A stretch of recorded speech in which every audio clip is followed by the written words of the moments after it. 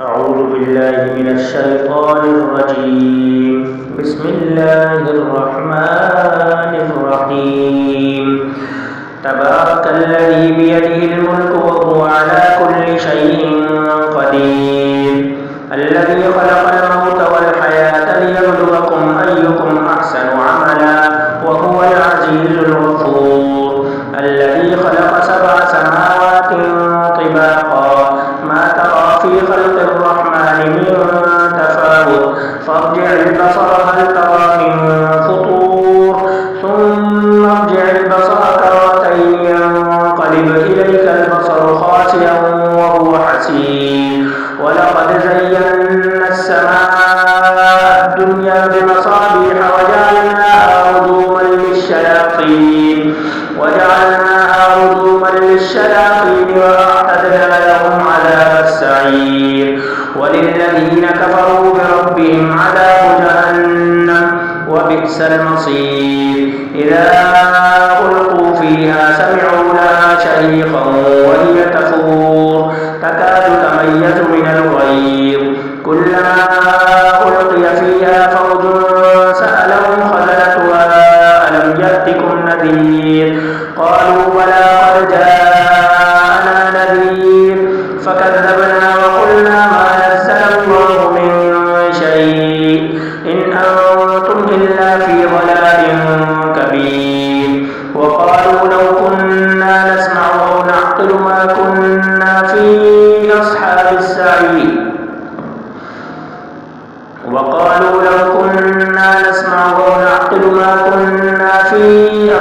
السعير. فاعترفوا بذنبهم فسحقا لأصحاب السعير. إن الذين يخشون ربهم بالغيب لهم مغفرة وأجر كبير. وأسروا قولكم أو اجهروا به إنه عليم بذات الصدور. ألا يعلم من خلق وهو اللطيف الخبير. هو الذي جعل لكم الأرض ذلولا فامشوا في مناكبها وكلوا من رزقه وإليه النشور. أأمنتم من في السماء أن يخسف بكم الأرض فإذا هي تمور أم أمنتم من في السماء أن يرسل عليكم حاصبا فستعلمون كيف نذير. ولقد كذب الذين من قبلهم فكيف كان نكير.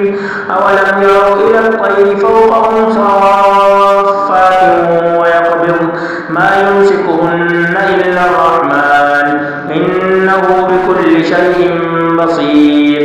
أمن هذا الذي هو جند لكم ينصركم من دون الرحمن إن الكافرون إلا في غرور.